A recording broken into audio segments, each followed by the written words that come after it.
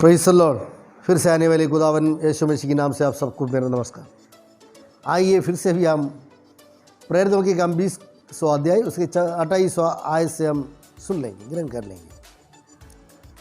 परमेश्वर की कलीसिया की चौकसी कर, इसमें से मैं कुछ बातें आपको सुनाते आ रहा हूँ।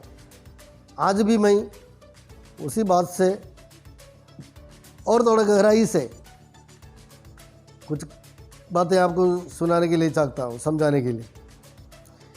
इसलिए एक वचन और हम सहायता के लिए लेंगे। नीति वचन 26वां अध्याय उसके 15वां आयत।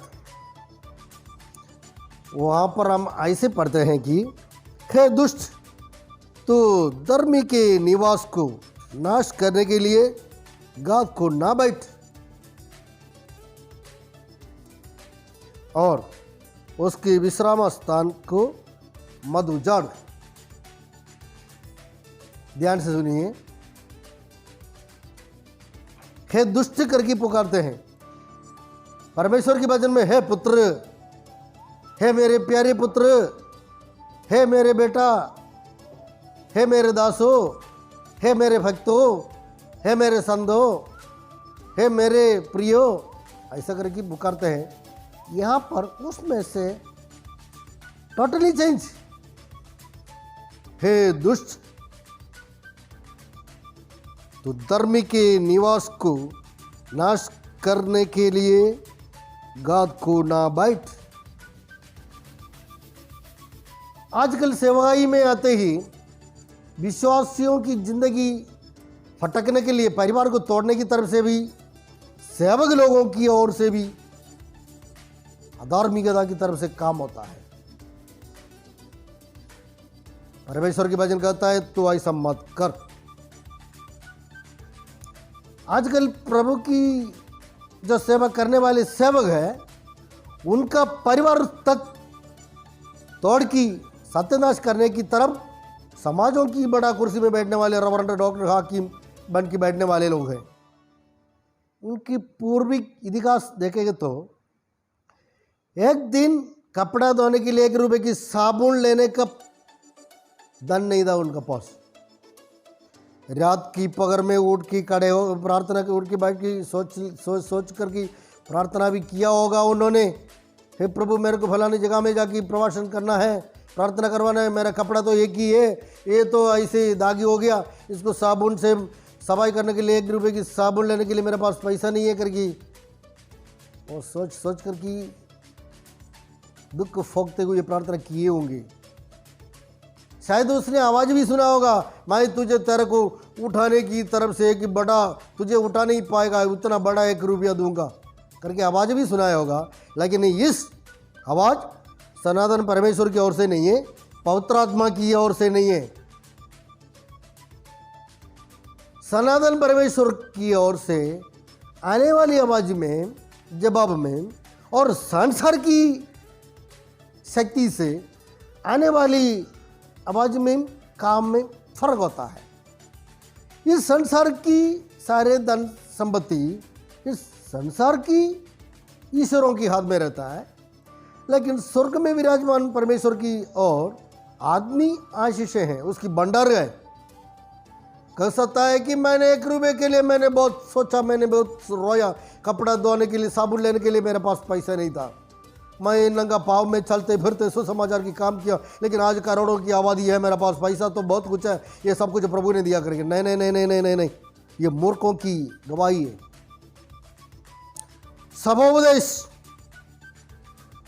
7वां अध्याय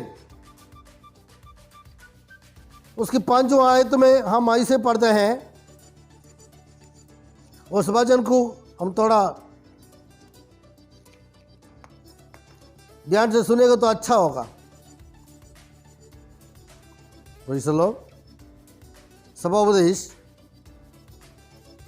7:5 उसमें कहते हैं, मूर्ख की उपदेश या आदेश सुनने से ज्ञानी की उपदेश सुनना मनुष्य के लिए उत्तम है या अच्छा है। सभोपदेश 7:5 में क्या बताते हैं? मूर्खों की उपदेश या आदेश सुनने से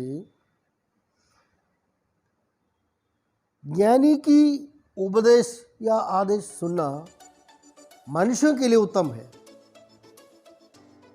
सब मतलब सूरज की नीचे की जो चीज़ें तुझे मैं देखकर तेरा जिंदगी में मैं ऐसी संसारी धनों की बरकत देगा करके जो आवाज़ सुनाता है और पवित्र आत्मा की बात नहीं है। तो फिर बोलो, ऐसे कुछ बात सुना तो तू बोलो तेरा पास क्या है, पवित्र आत्मा की तरफ से कुछ वरदान है क्या? कहीं से किसी से लाखों डॉलर कमाकर तेरा 100 पीढ़ियों तक के लिए तेरे को कमाने के लिए अवसर मिला होगा बाद में। ये क्या कहाँ की धन है? यहाँ की धन है। ये मुरझाएगा, ये गल जाएगा। नीति वचन के अंदर जो बताते हैं वही से 23 अध्याय में उसके 14 आयत में जो बताते हैं वही से ये पंख उकाव की समान आसमान की ओर पंख उड़ की चलते जाएगा, तू देखते ही कुछ नहीं मिलेगा। परमेश्वर की सन्निधि में जो आशीष मिलता है ऐसा नहीं, वो तेरे साथ रहेगा। परमेश्वर की व्यवस्था के अनुसार तू जिंदगी बिताएगा और तू इधर से जाते समय पर परमेश्वर की सन्निधि में पहुंचते समय तेरे साथ रहेगा। परमेश्वर उसको देख के समझ लेगा कि तू परमेश्वर की आंगनों की अंदर रहा, तेरा वास उधरी था। तेरा दिल की चिंता की मंडल, तेरा विवेक का बुद्धि की चिंता मंडल भी वचन की धामे रखा। बाकी सांसारी बात के बारे में जो आवाज सुना, प्रकाशित वाक्य 17 और 18 अध्याय आप लोग पढ़िए। मत्ती की इंजिल 4 उसके 8 में हम देखने से ऐसे देख पाते हैं कि यीशु मसीह ने बपतिस्मा लिया और उसको परीक्षा करने के लिए शैतान पास में आ गया। उसको 3 बार परीक्षा किया और दूसरा बार ये बताया कि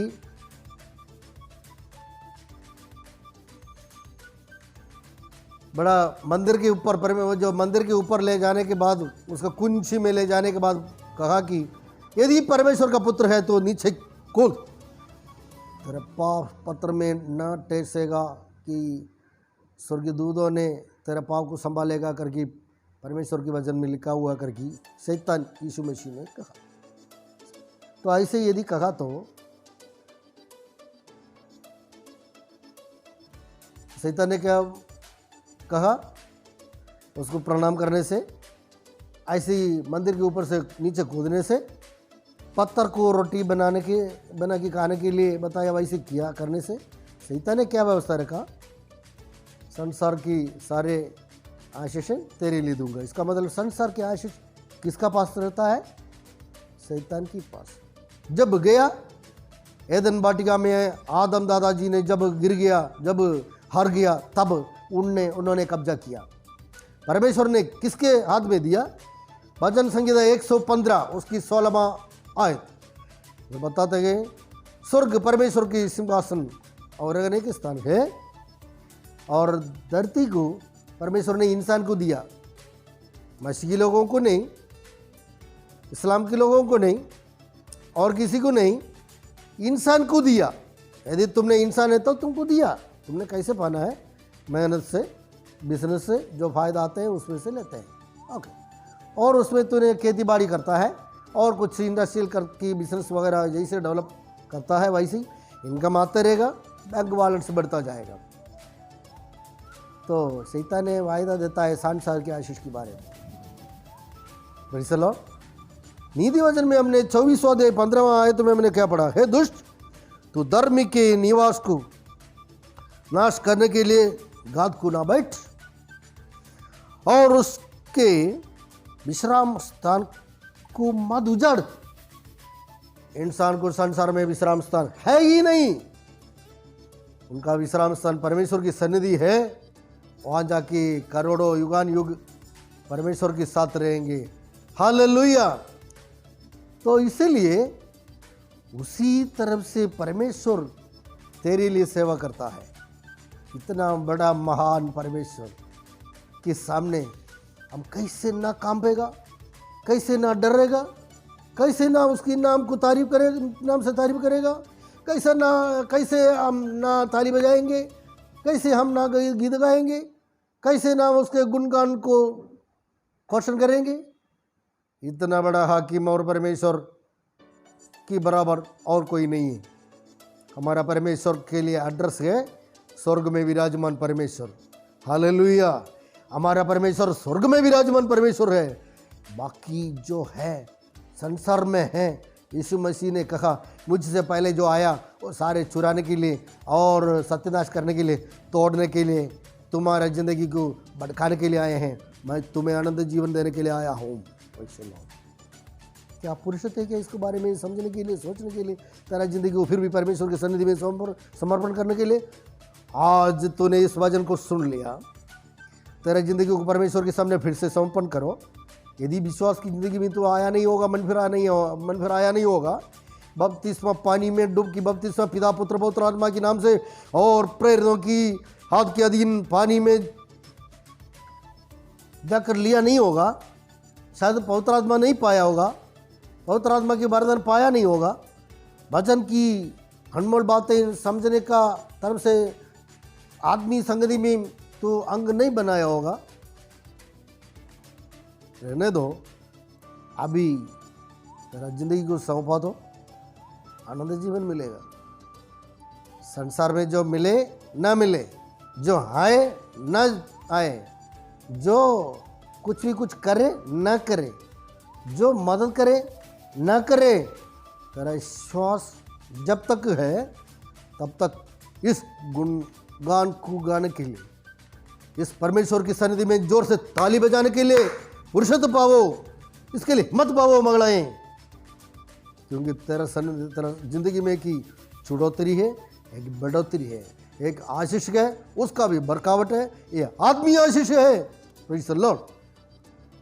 तो इन तमाम बात से उसको मन को बिगाड़ने की तरफ, सांसारी की तरफ से, सांसारी अथॉरिटी की तरफ से, पुलिस डिपार्टमेंट की तरफ से और कोर्ट की एडवोकेटों की जड्जियों की तरफ से तेरा श्रद्धा को जो उधरी पकड़ के ले जाता है, तमाम व्यक्तियों पर ध्यान मत देना, उसको हाकिम करके नहीं समझना। तेरा समस्या परमेश्वर जानता है, तो मांगने से पहले तेरा आवश्यकताओं को भी जानता है। तेरा जिंदगी में आशीष की बरकत हो जाएगा। ये वचन की गहराई की बातें समझने में है और पवित्र आत्मा की वरदान से है। इससे तो व्यक्तियों को छूनेंगे संसार की क्लेश में से, नाश में से, नरक की कुंड में से, और परमेश्वर की किली से मिले जाएंगे। संसार में जो किस भी कोनों में रहने वाले भी हो सकता है, तो इस वचन को ग्रहण करो और तो परमेश्वर के सामने घुटने में खड़े होकर की प्रार्थना करो। तेरे जीवन में पवित्र आत्मा की और कार्य करने के लिए यीशु मसीह की नाम से ही हो जाए। जो बीमारी है, जो शैतान की परेशानी है, जो जिंदगी सत्यानाश की तरफ से जो उसकी सीमा पे है, वो सब कुछ की हटावट यीशु मसीह के नाम से होकर दृढ़ बनने के लिए, तेरा जिंदगी की बनावट के लिए